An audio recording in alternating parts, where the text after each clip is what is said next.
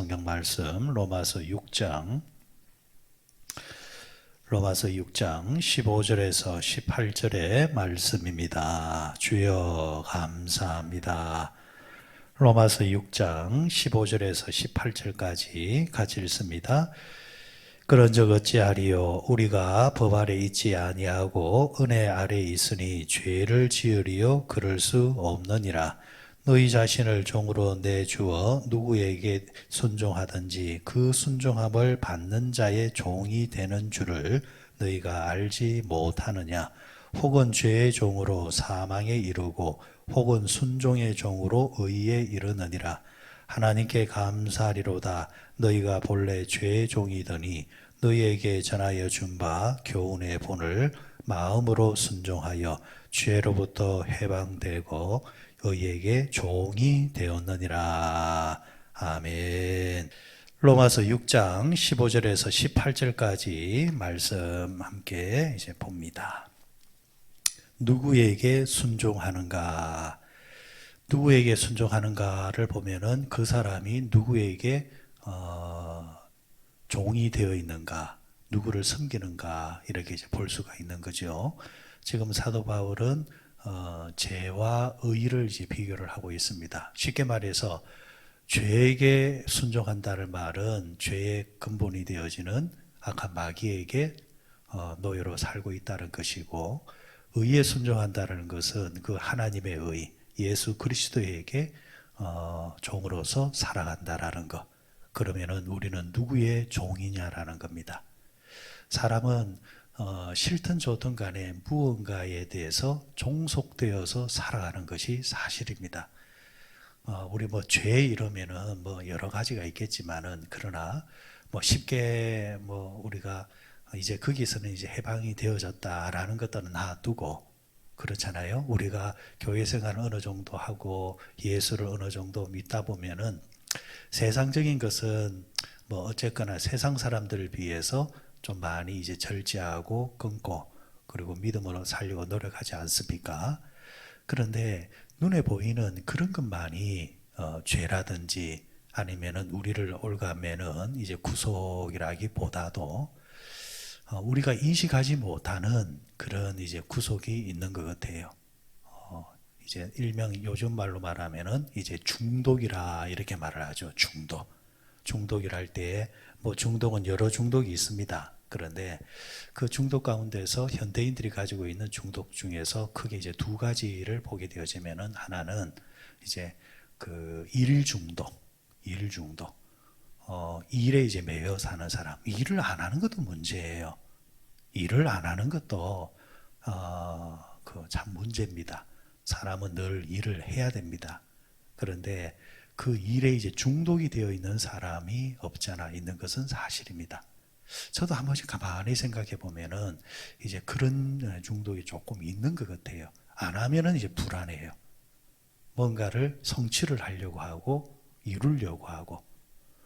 그런데 그것이 너무 지나치다 보면은, 거기에 딱 매이게 되어지면은 거기에 빠져서 일은 일 자체로서 중요한 것이 아니라 그 일을 왜 하는가를 따져보게 되어져야 되고, 보다 더 귀한 가치를 위해서 존재해야 되는 것이 일인데, 일 자체를 즐긴다든지 일을 통해서 뭔가를 성취하기 위해서 평생을 이제 소비한다든지 이런 것은 이제 문제가 있다, 이렇게 이제 볼 수가 있습니다. 우리는 일을 안 하는 것을 죄라고 생각하잖아요. 맞습니다. 그러나 일에 중독되는 그것도 좋은 것은 아니다라는 것. 그리고 또 현대인들이 가지는 이 죄 가운데 어딘가의 매인 가운데서 대표적인 것이 저는 자기애라고 생각합니다. 자기애. 자기를 너무 사랑한다라는 겁니다. 누가 나를 사랑하겠느냐? 내가 나를 사랑하지 아니하면은 누가 나를 사랑해 준단 말이냐? 이제 이런 식으로 자기를 이제 너무 사랑한다라는 것. 이 본인을 너무 사랑하거나 아니면은 본인과 관계에 맺어진 자기 가족만이 전부다 생각하면서 다른 사람은 눈에 들어오지 아니하고 오직 그것을만을 위해서 살아가는 것. 거기에 매여 있는 것. 그 또한 현대인들이 가지고 있는 또 치명적인 그 약점이라 그렇게 생각을 합니다. 성경은 분명히 우리에게 그렇게 말씀하셨잖아요. 사랑을 하되 먼저 어떻게 하라 했습니까? 먼저는 하나님을 사랑하고 두 번째는 내 이웃을 사랑하라. 그렇게 분명히 가르쳐 주셨단 말이죠. 그런데 자기를 사랑하는 것을 하나님보다 먼저 위에 올려놓고 그리고 자기를 사랑하기 위해서는 옆에 있는 사람들까지 희생을 치러도 괜찮다는 식으로 논리로 살아가는 것. 이것은 비성경적입니다. 그런데 비성경적이다는 것을 우리는 성경을 통해서 알매도 불구하고 실제의 삶 속에서는 현실에서는 그와 맞지 않다 하면서 자기애에 집착되어서 살아가는 모습이 많습니다. 이 자기애를 가지게 되어지면은 대표적으로 긍정적인 것과 부정적인 이제 마음의 활동들이 나오는데 일명 그것을 하나는 자존감이라 말을 하고 하나는 자존심이라 이렇게 말을 합니다. 자존감은 긍정적인 마음이고 자존심은 부정적인 마음입니다.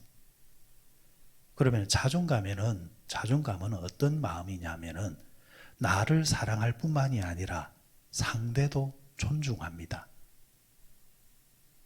그런 마음을 가진 자들이 자존감이 높은 사람입니다. 언제 나타나느냐면은 본인이 뭔가를 잘못했다 생각하면은 낮출 때는 하염없이 낮출 줄 아는 것이 자존감입니다. 겸손할 때 겸손할 줄 아는 것이 자존감이라는 겁니다. 이 마음이 여유로워요. 그런데 자존심이 세다라는 말은 낮출 줄을 몰라요.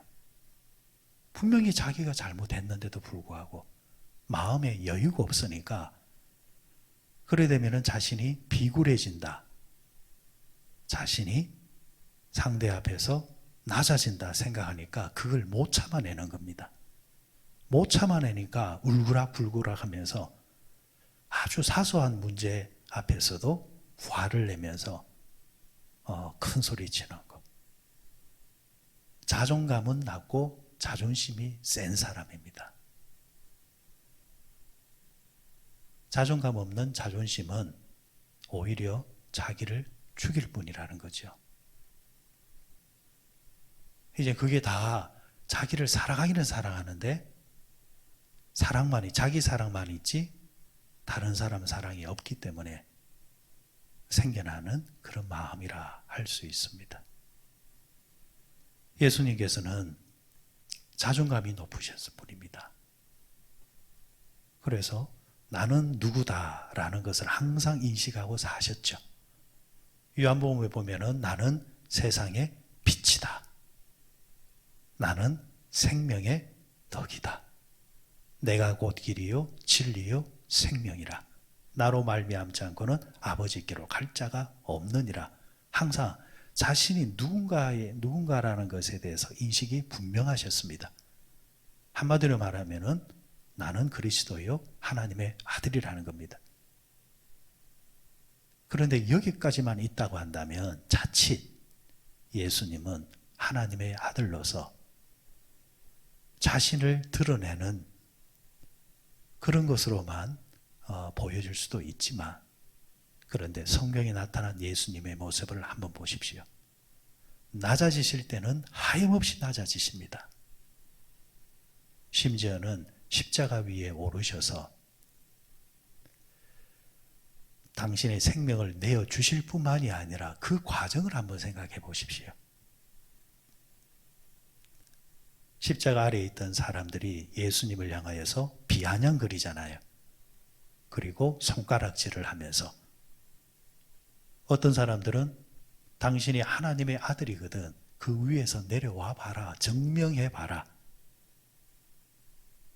그런 수치스러운 이야기를 듣고 그리고 당신의 옷이 갈기갈기 찢어지셔서 부끄럽게 알몸이 드러나더라도 그 십자가 위에서 내려오지를 않습니다. 힘으로 말하자면은 당장 복수하러 내려올 수도 있지만 안 내려오시고 끝까지 그 위에서 십자가 사역을 완성하십니다. 생각해 보십시오. 자존심만 셌다고 한다면 그거 참아내겠습니까? 예수님이 자존심으로만 똘똘 뭉쳤다고 한다면은 한순간도 참지 못하고 당신을 비아냥거리는 사람들을 한순간에 다 그냥 죽여버렸겠죠. 그런데 그 위에서 참아내신단 말이죠. 왜 그렇습니까? 예수님은 자존심이 아니라 자존감이 분명한 분이셨습니다. 내가 누구다? 하나님의 아들이요. 내가 여기 왜 와 있느냐? 하나님의 말씀을 성취하기 위해서 왔고, 나는 누구의 종이냐? 내 안에서 일어나는 감정의 노예가 아니라 나를 이곳에 보낸 하나님의 종이지 않느냐. 이것이 분명하니까 그 분명한 의식이 그 어려움도 참아내고 낮아질 때도 하염없이 낮아질 수 있는 힘이 있다라는 거죠. 오늘날 현대인들을 보면은 자존감은 없고 자존심만 센 사람들이 너무 많습니다. 내가 다른 것은 다 참아도 이거는 못 참는다. 결국 보면은 못 참는다라는 게 뭐냐면은 자기 기분 나쁜 거는 못 참는다라는 겁니다. 전부 다 자존심만 세다라는 겁니다.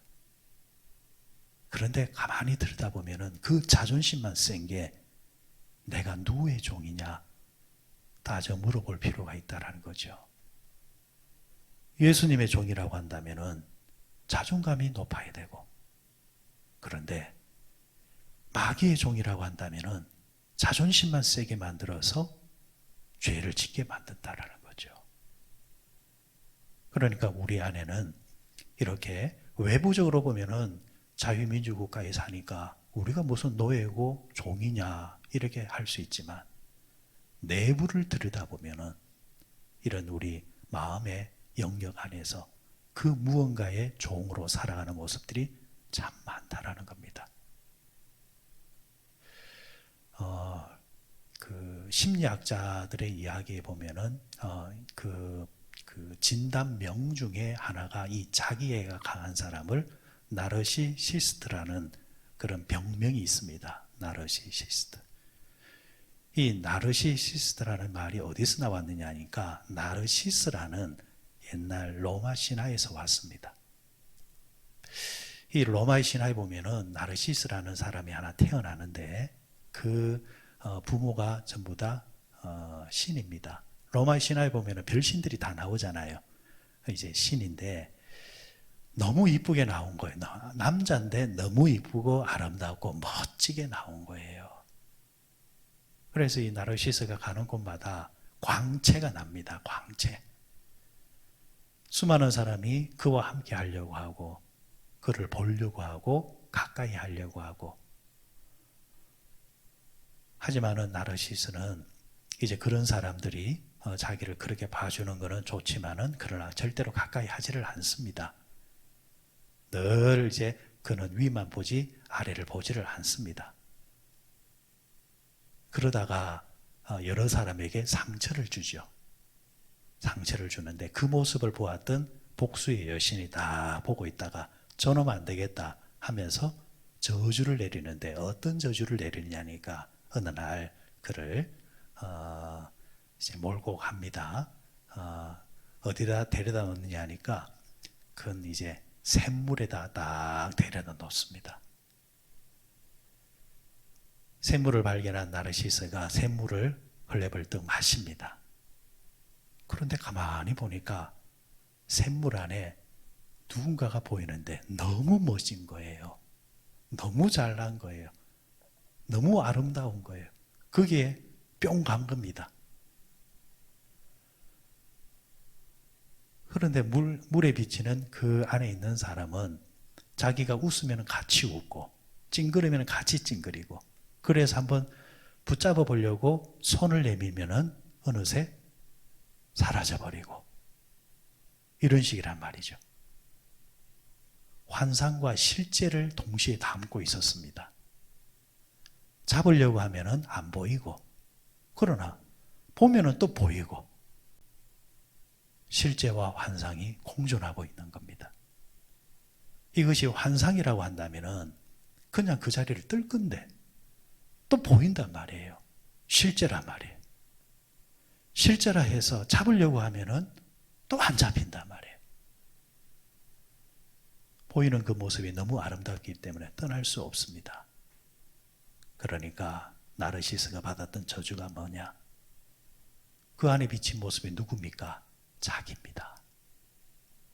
자기를 너무 멋지게 사랑하니까 거기서 벗어나지를 못하는 겁니다. 이게 자기애의 부정적인 저주입니다. 자기를 너무 사랑하게 되어지면은 거기에 함몰되어져서 그게 그 자신을 오히려 죽여버린다라는 거죠. 그럼 여러분, 성경은 우리에게 사랑을 이야기할 때 그 원리를 한번 가만히 보세요. 사랑의 대상은 내 안에 있는 것이 아니라 내 밖에 있다라는 거죠. 이걸 분명하게 인식하라는 겁니다. 내 안에 있는 나를 사랑하는 것이 아니라 내 밖에 있는 사랑의 대상이 우리의 사랑의 진정한 대상이라는 겁니다. 내가 아무리 잘났고 이쁘고 멋있고 아름답게 생겼다 할지라도, 내가 한 번씩 거울 앞에 서서 내 모습을 보더라도 내가 생각해도 내가 너무 이쁘고 잘났고 아름답고 사랑스러워, 그런 마음이 한 번씩 든다 할지라도 그것은 어느 정도 생각으로 끝내야 되고, 실제 우리의 삶 속에서는 사랑은 거울 속에 비친 내 모습이 아니라 하나님이 나에게 허락해 준 나와 인연 맺은 사람이에요. 그리고 나와 더불어 살아가는 그 사람이다라는 것. 이걸 분명하게 인식해야 사랑이라 할지라도 사랑을 통해서 죄를 짓는 것이 아니라 이 사랑을 통하여서 하나님을 드러낼 뿐만이 아니라 하나님의 도구로 살아가는 삶이 된다라는 겁니다. 그래서 여러분, 우리가 이 사랑의 대상은 내 안에 있는 것이 아니다. 어디에 있다? 내 밖에 있다라는 것을 항상 잊지 말고 살아야 된다라는 것. 자, 오늘 사도 바울이 자, 이런 논리로 한번 생각해 보십시다. 사도 바울이 오늘 16절에 보시면은 16절에 같이 한번 읽어봅니다. 다시 한번 더 시작. 너희 자신을 종으로 내주어 누구에게 순종하든지 그 순종함을 받는 자의 종이 되는 줄을 너희가 알지 못하느냐. 혹은 죄의 종으로 사망에 이르고 혹은 순종의 종으로 의에 이르느니라. 아멘. 누구를 사랑하느냐, 다른 말로 말하면은 누구에게 순종하느냐 한번 따져보자라는 겁니다. 내가 죄에 대해서 순종하면은 나는 죄의 종이고, 의에 대해서 순종하면은 의의 종인데, 죄는 어디서 오는 겁니까? 죄는 마귀로부터 오는 거잖아요. 마귀로부터 오는 것이 죄입니다. 죄를 짓게 만드는 주체가 마귀란 말이죠. 그럼 여기서 말하는 의는 또 뭡니까? 의는 어디서 오는 겁니까? 내 의가 아니었죠. 하나님의 의라고 로마서는 시종일관 이야기를 하고 있습니다. 내 의는 한계가 있지만 하나님의 의는 우리를 구원하게 만드는 능력이라. 자, 그러면 우리가 의에 대해서 순종하면은 우리는 누구의 종입니까? 하나님의 종이 되는 거죠. 자, 그 논리입니다. 그런데 문제는 앞서 나왔던 일의 중독이라든지 자기애의 중독이라든지 이런 중독적인 것에 빠져서 벗어나지 못하는 이런 욕망의 노예가 될 수가 있는데, 그럼 여기서 욕망의 노예에서 이런 죄에 대해서 우리가 벗어나려고 하면은 어떻게 해야 되느냐? 한마디로 말하면은 오늘의 말씀은 내가 순종해야 될 대상이 누구인지 명확하게 이해하고 인식하라는 겁니다. 늘 그걸 생각하며 살아라는 겁니다. 결정적인 순간에 이 생각을 가지라는 겁니다. 내가 누구의 종이냐?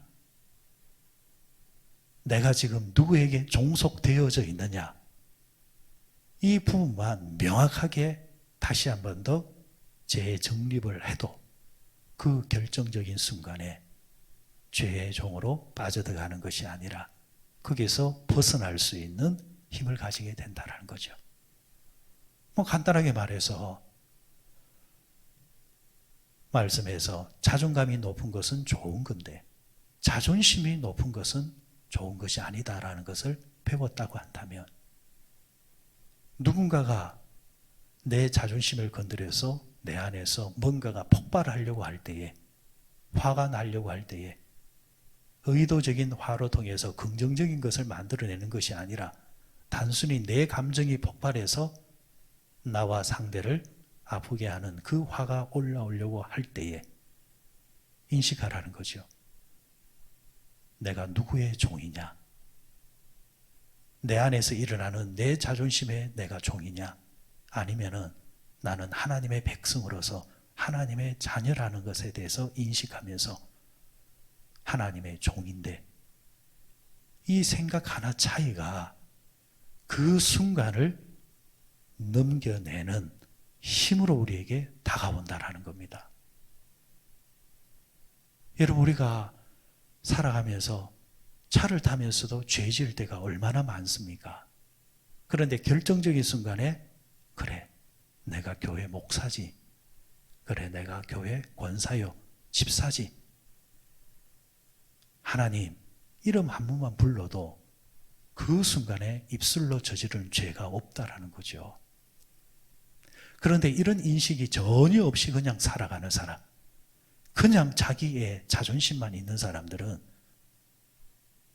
하나님을 믿는다면서도 순간순간 죄를 지으면서 살아가는 모습들이 너무너무 많다라는 것. 그래서 이런 욕망의 노예에서 벗어나려고 하면은 어떻게 알아? 내가 순종해야 될 대상이 누구인가? 나는 누구의 종인가?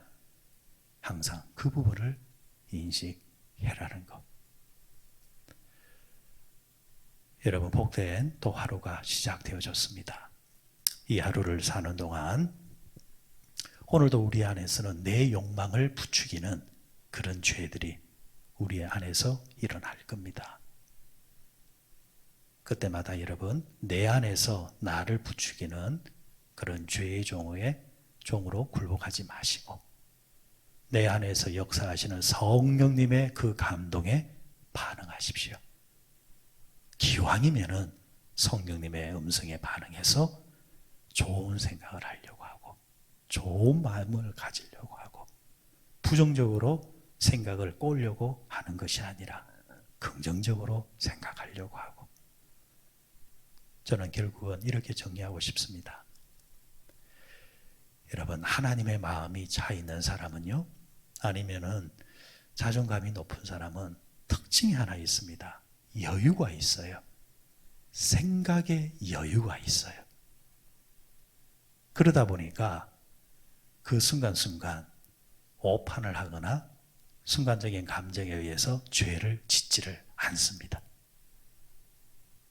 그런데 여유가 없는 사람은 전부 다 어떤 사람이냐? 자존심만 센 사람이에요. 순간 폭발을 잘합니다. 여유가 없어서 그런 거예요. 여러분, 여유가 있다는 말은 가지고 있다는 거잖아요. 좋은 것을. 우리는 누구를 모시고 있습니까? 성령 하나님을 모시고 있습니다. 그래, 내 안에 성령님을 모시고 살지. 나는 하나님의 백성이지. 하나님께서 당신의 종을 함께하지 아니하시겠느냐. 이 인식만 분명해도 여러분, 오늘 하루도 복되게 살게 됩니다. 이 하루도 성령님과 더불어서 복된 종이 되셔서 하나님의 백성으로 살아가는 이 하루 되시기를 바랍니다.